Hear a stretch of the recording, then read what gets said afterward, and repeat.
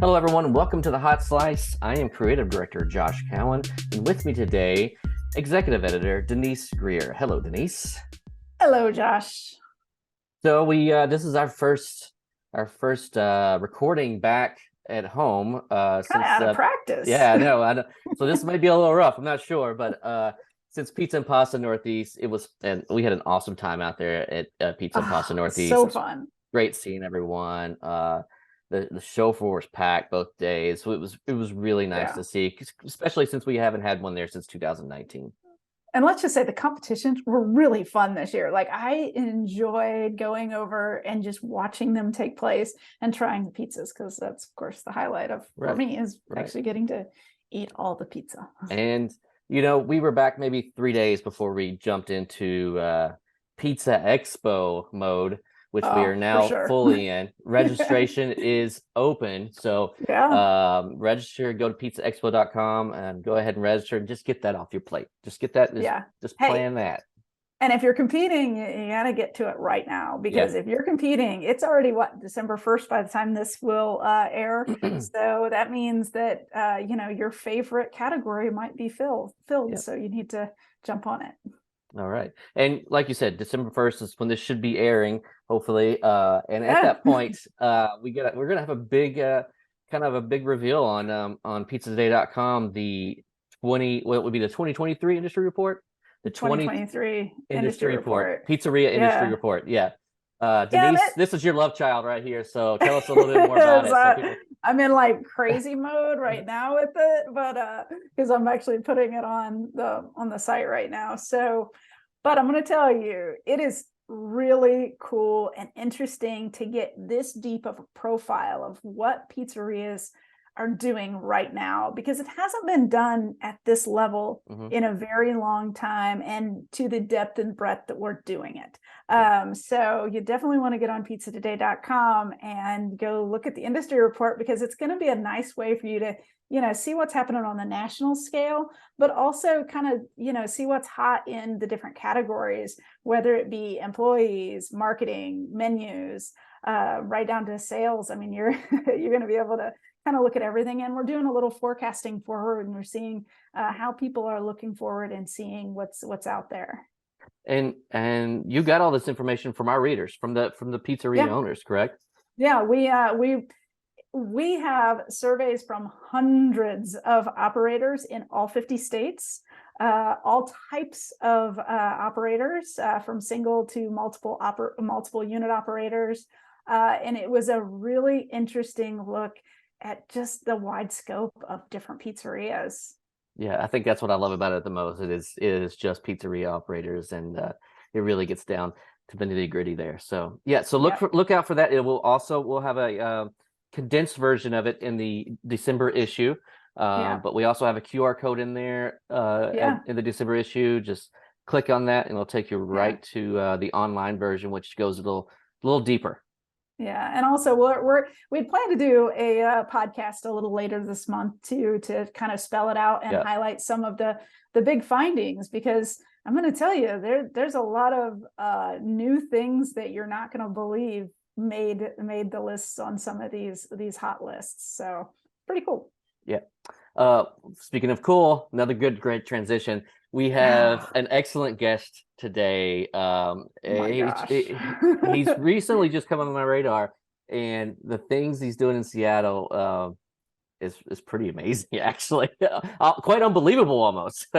I'm not going to give it away to say that he has a wait list on his pizza that I think anyone would be jealous to have. And when people say you can't use advancing technology in a single unit pizzeria or a small regional chain, he's going to prove you wrong. He's gonna prove you wrong. So everybody, get ready to listen. This is Lee Kindell from Seattle, or Moto Seattle. Moto Pizza. Moto Pizza. Looking to grow your pizzeria or restaurant? Then you'll want to try the power of a cloud-based POS system. With Hunger Rush, you'll get everything you need. This fully integrated restaurant management system allows you to easily streamline operations, accelerate the delivery process, and grow your business through Hunger Rush 360 marketing. And it's so easy to use. Want AI-powered text ordering? It's built in. Need to track orders? No problem. Schedule a personalized demo at hungerrush.com today. Performance Food Service is proud to deliver high-quality products, innovative technology, and custom operational solutions to restaurants of all sizes across the country. The flagship division of Performance Food Group, with deep roots in the restaurant industry, Performance Food Service has been the exclusive distributor of the Roma family of brands for more than 65 years. This signature relationship has allowed Performance Food Service to become a leader in the pizza and Italian segment of food service nationwide. With extraordinary pizza cheese comes extraordinary rewards. Only Baccio Exceptional Italian Pizza Cheese offers the Gold Club Rewards program with monthly cash back on every cheese purchase. Members also receive funds twice a year to use in their exclusive marketing store. It's their way of saying grazie to customers. Schedule a demonstration at bacciocheese.com/hotslice and discover how rewarding Baccio Exceptional Italian Pizza Cheese can be. Pizza is your legacy. Build it with Baccio. And I think we just got to jump right in. All right, so you reached out to us and were telling us all about your business. So let's start things off. What's this year been like for you, and kind of where's life taken you this year with the business? Wow, what a! I'll tell you, I just got really emotional. I just jumped right off, right? So, my wife and I, we had a wonderful little hospitality business for 14 years. We had a backpackers hostel and a little boutique hotel. And it was our dream to take this to the very end, to our retirement. And then COVID struck. And, we got about 60,000 kids a year traveling from all over the world. Wow. And absolutely loved our business with such passion.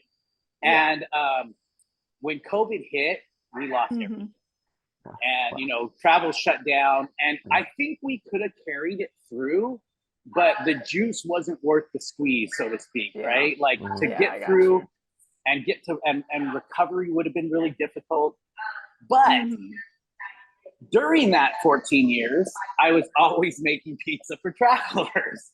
And my passion for pizza grew, and my kind of skill of it grew. And, when the time came in the middle of COVID, we're like figuring out what to do next. And, I'm like, hey, babe, let's try pizza. It's right there in front of you the whole time. It was right in front of me. So, I'm like, all we have to do is make 30, 40 pizzas a night and we can survive. Wow. And because I got a little teeny tiny space, it's 500 square feet. And and it was do you want to just hear the kind of the rest how it happened? Oh yeah. We're engaged. Okay. All right. So I opened up this little tiny space. It was formerly a little tiny 1-bedroom house, 550 square feet. Wow. And we converted it to commercial because the new zoning allowed it. So it was a very easy conversion. And, we didn't have a lot of money because we, after losing the hostels and selling the hotel, we got out clean. Let's put it that way. Yeah. So I had to do this on a budget, and it's part of West Seattle, and access to get to West Seattle needs a bridge. And during COVID, they had to reconstruct the bridge. So the bridge was out. So everybody thought I was insane. They're like, you're going to open up a restaurant in the middle of a pandemic on an island with no bridge, because everybody called it West Seattle Island because the bridge wasn't there. You could get to it, but the detour was crazy. And I'm like, I'm just going to push for it. And so one day before I opened, this gentleman comes by and he's like, can I take a picture of you? Because I was putting colored balloons on top of the roof. And he's like, what are you doing? And I said, I'm opening up a little place for the neighborhood. Well, he said, I have a blog and I just want to put it on my blog. And I was like, do people even do blogs anymore? and turns out his little blog had several thousand, 100,000 followers. Oh, wow. And then like, I think Eater picked up on it. So our first day open was a Wednesday night. We had a 4-hour wait. We were just crushed. And that was so much for, dipping your toes in, right? It was like, it was annihilation. I've never seen anything like it. Tickets like, what was it? The FX The Bear that came out. Oh, we were feeling that pain so deeply. So, anyways, yeah. So, moving forward, we just found success right away, and then, yeah, it was just crazy from there on out. Oh, wow. So I got to know. So let's talk about this pizza, because the fact that you have such a wait list for your pizza, I got to know what your pizza is like. Well, first of all, I'm sorry, Lee. Yeah. First of all, we should preface this, but you can't get a pizza at your spot until March at this point, right here. I mean, actually, it's April now. April now. Oh, Okay, March wow. is already sold out. It's April. You can't get a pizza. I'm just blown away by that. Yeah, so I know, it's crazy. So yeah, let's listeners need to know that before we even go into this. That's insane. That's insane. So that actually, everybody's like, Lee, you're this marketing genius. No, I'm not. I have no clue what I'm doing. What it turned out was this 4-hour wait was such chaos that I'm like, there's got to be a better way to organize this. Mm-hmm. And so we kind of utilized technology going, maybe we can organize orders a little bit better. And so in our POS system, we figured that out, we can organize orders. And it worked really well. And so we did a 24-hour pre-order, and it was lovely, but it sold out in seconds. And so I'm like, let's go out a week. It sold out in seconds. And so I asked my POS person, I'm like, I want to go out a month. And she's like, okay. We went out a month, sold out in seconds. And then I'm like, how far can I go out? I asked her, and she goes, oh, don't even worry about it. Like, people that's not done. And I'm like, let's go out 3 months. And she goes, you're kind of overdoing it, but it's capable of doing it. I'm like, let's do 3 months. It sold out immediately. It was crazy. It wasn't seconds, but it was minutes. and for 1 year and a half now, since we've been open, it's been 3 to 4 months sold out. And that's, and just so you know, that's not like 30 or 40 pies like I was talking about earlier. Yeah. We're between 200 and 250 pies in 4 hours out of 500 square feet. So we're pumping pies out for a little tiny joint. Yeah, let's talk about logistics on that. How do you get that down? Like, what's your system as far as that goes in a night? I love operating systems, and I really fell in love with that through our hospitality company. So I love utilizing technology. I think that's something really special. And as we started with our hostels, I started utilizing some really forward-thinking check-in, like, for example, checking in. This was pre, a lot of what hotels are doing now, because I love being on the kind of the tip of things. And so I was checking in people with their phones and with codes and things like that. And so when I started looking at pizza, one of my wonderful inspirations has been through my travels, the night markets around the world, in Europe and Asia especially. The efficiency that a little mom and pop out of a tent will feed 100 people. Just watching that movement within there and that efficiency was so impressive to me.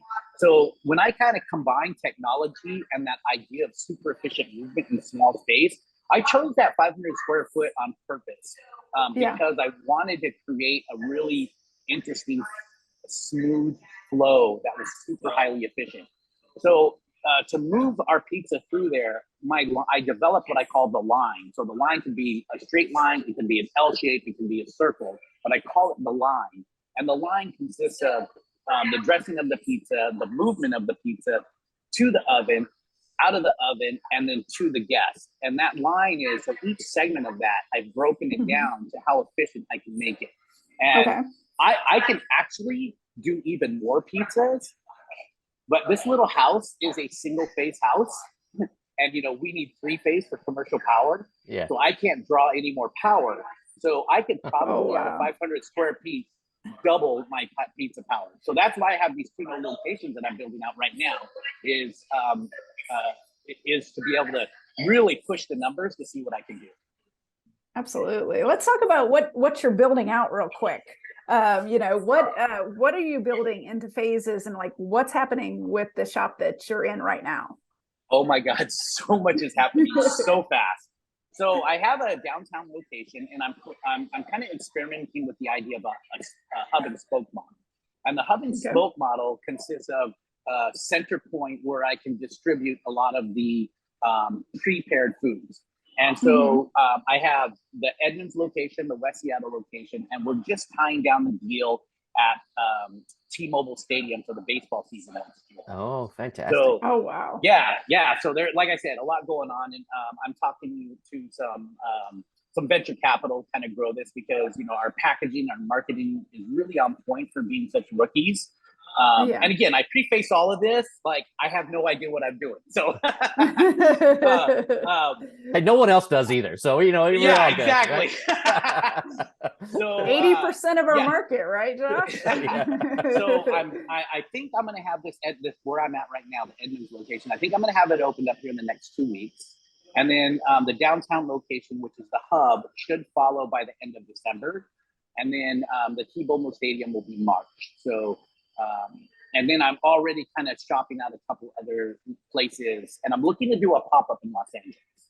Oh, wow.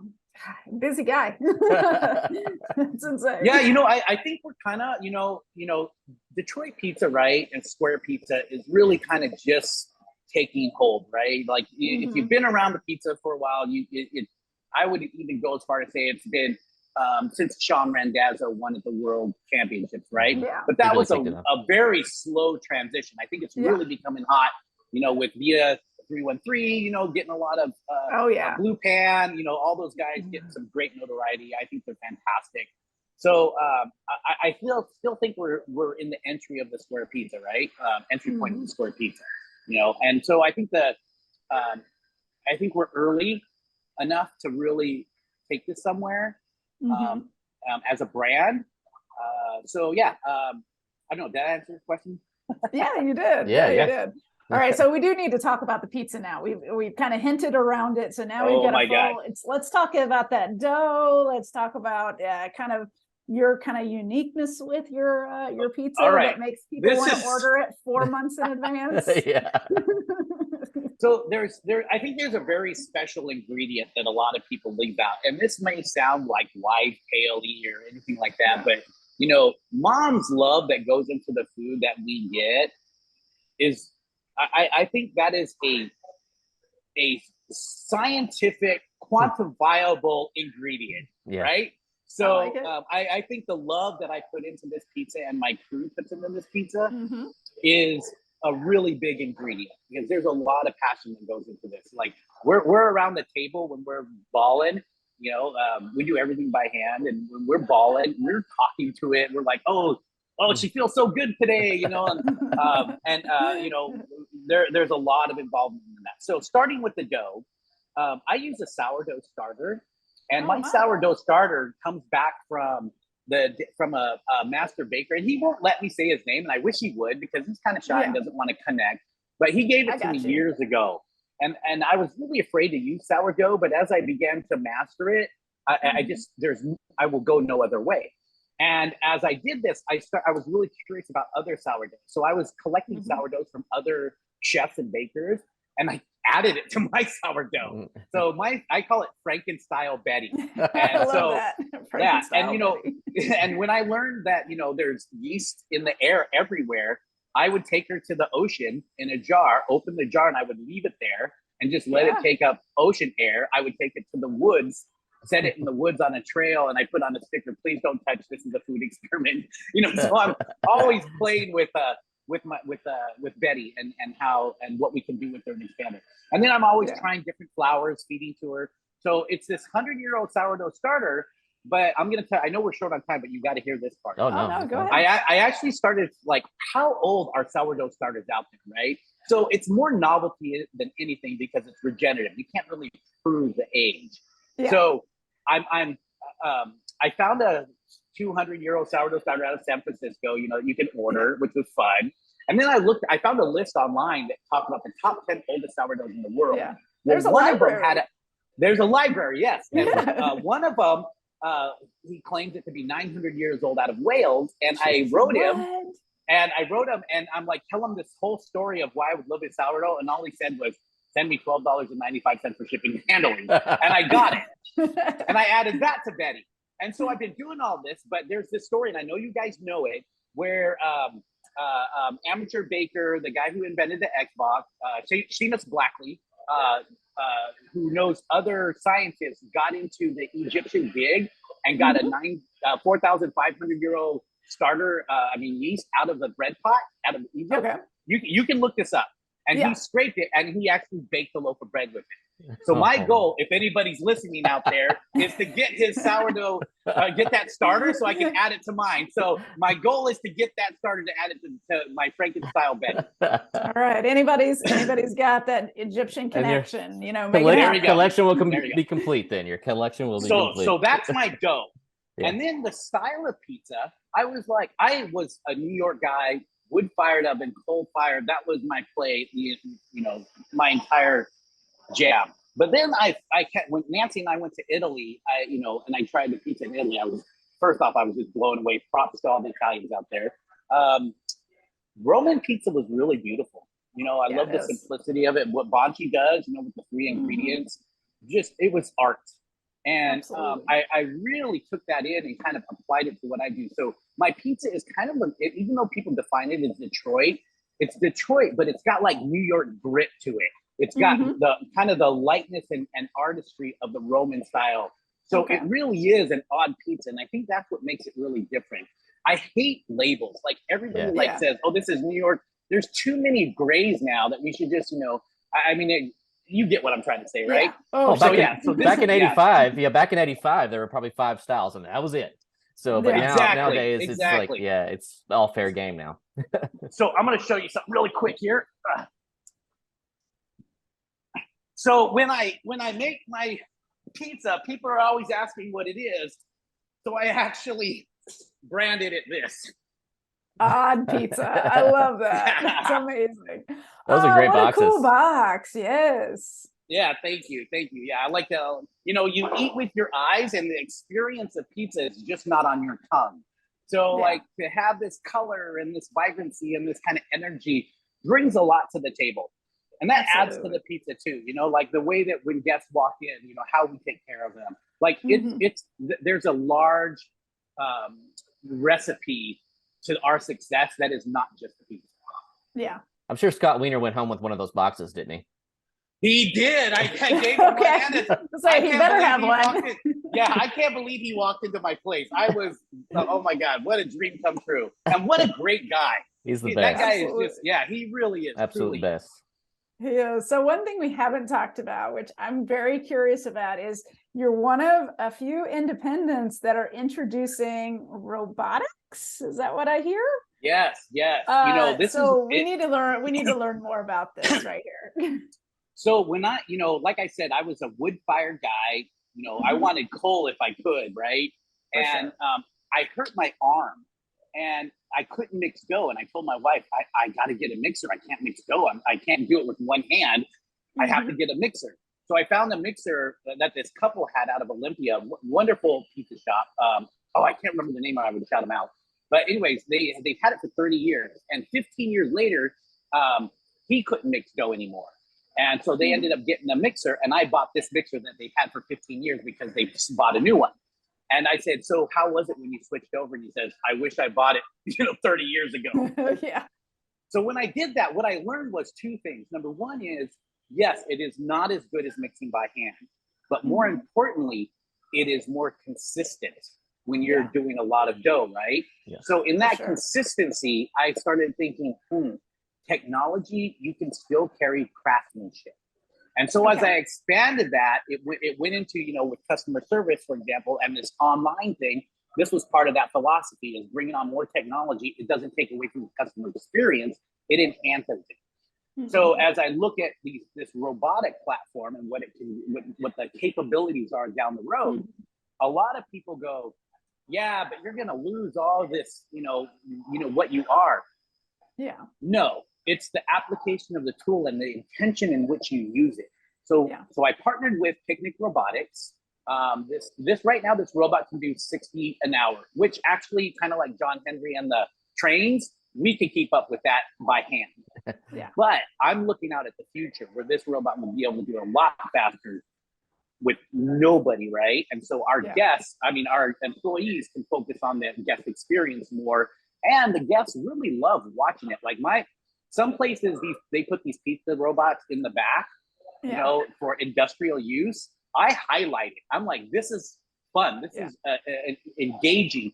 And so bringing in the pizza robotics, I think it's not as efficient as a human is yet, but you guys know the speed at which this is coming, right? Yeah, yeah. So I think it's a must-have, and I think it's the future. And I think you can still put out a wonderful crafted product that is done with it in an artisan way, and not lose any of that craftsmanship that we also are passionate about. Yeah. So is that being used in all of your upcoming locations, or Great question. like how's it being used? So right now I'm calling this kind of like my beta test in my hub. So Okay. the hub is kind of where I'm, it's a feature. So when you walk in, you're going to step almost right in front of that robot, because my prep kitchen where we are making the pizzas, you're involved in it as a customer. So you walk in and you see everything, right? And we love that interaction. So you're going to watch it go through the process, the conveyor of the pizza robot into the oven, out, and where we prep it. Eventually, on the other side of the oven, I will also have a finishing robot where this entire pizza is going to be done by robot. Wow. That's so cool. Oh, I want to visit. I want to see all that. I know. Please do. Please do. Josh and I have seen it at on the show floor at Pizza Expo, and we've been over curious, watching them go through the make line process, and it's captivating. I could see how the general public would be very interested in just watching the process happen. How long are you going to test this, and kind of what's your plan for if you want to bring it in, or how you want to proceed with it? That is a wonderful question. My game plan is I'll have it up and running by the end of this year. You'll be able to see it in public by the end of this year. Nice. If not the new year, for sure. We got to get to Seattle, Josh. Yeah, please do. So it's going to be just at the hub. But like I said, the speed at which that robotics is developing, I say 2 years or less, it's going to be doing everything on my pizza, both the finishing and the ending. And being first to market in that, I know there's a lot of other guys doing the robot thing, but I think that it's more novelty right now than anything. And I think, being first to market is going to be really key, especially, applying it to more an industrial scaling platform, right? So, it's going to be I don't foresee it right now in this first year having the productivity that I'm expecting, but I see it in year 2 or 3. Okay. All my shops will have. Yeah. Now, how do you, as you look forward with the opening of these new locations and that wait list on your pizzas, what are you planning for as you get these new spots? Are you going to do the same procedure where you're going to do, pizza reservations only, or kind of, take us through how you're going to proceed? Well, so that's a wonderful question. And again, I'm going to prelude it with, I have no idea what I'm doing. But no, seriously, what I'm anticipating in this Edmonds location, I'm actually thinking, I think very soon I'm going to put up the December, January orders. And I'm actually thinking, because of what I'm seeing on my social media and the response that I'm getting, I think I'm going to sell out again. I think I'm going to be 2 months ahead. I could be wrong, but I think that's what's going to happen, just based on the temperature of what's going on.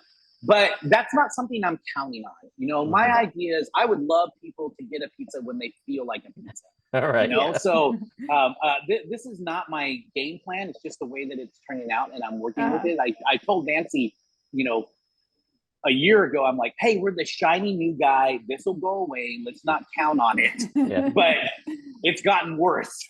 Yeah. I anticipate that happening, but I think some of the demand will calm down once I'm doing, a couple of thousand pizzas a week. Yeah. But who knows? We'll see what happens. I think it will come down, and I think like what I've tested a couple times, like walk-in. Like I'll make so if I have like 190 to 200 pie day, I'll make like 20 to 50 extra pies. And just been testing, because I hate turning away the neighborhood too, right? Yeah. So these accidental walk-ins, I'll call them, right? them being able to get a pizza is really nice. So we've made space for that, and I really like the way that's working. I love the idea of integrating more of the walk-in capability. I don't even know what to think when I start delivery. I think it's gonna be ridiculous. So I haven't even touched on that yet. But I don't see that, especially as I plan on scaling, because I want to take this as big as I can go. That's not part of my model. It's just what it is right now. But eventually, I think, we won't be the new hot thing anymore, but we'll have a really great product, and we have a very strong customer fan base. I think we'll carry it really well. And then you'll have to re-promote saying, "Hey, you can come by anytime and get a pizza." We're not. I know. hey guys, we got pies. You don't have to wait 3 months. Yeah. I don't know if you keep getting on those national lists, you might have. Josh and I went out to Tony's. We went out to Tony's and. When was that, Josh? Gosh, it's over the summer. Yeah. And over the summer. Man, they had a line around the corner at lunchtime, and it's just fun to see that. So we hope that you continue that that love that everybody seems to have for your pies. And I got to get out there and try one. Yeah, please do. And where are you guys based out of? We're in Louisville, Kentucky. Yeah. Okay. All right.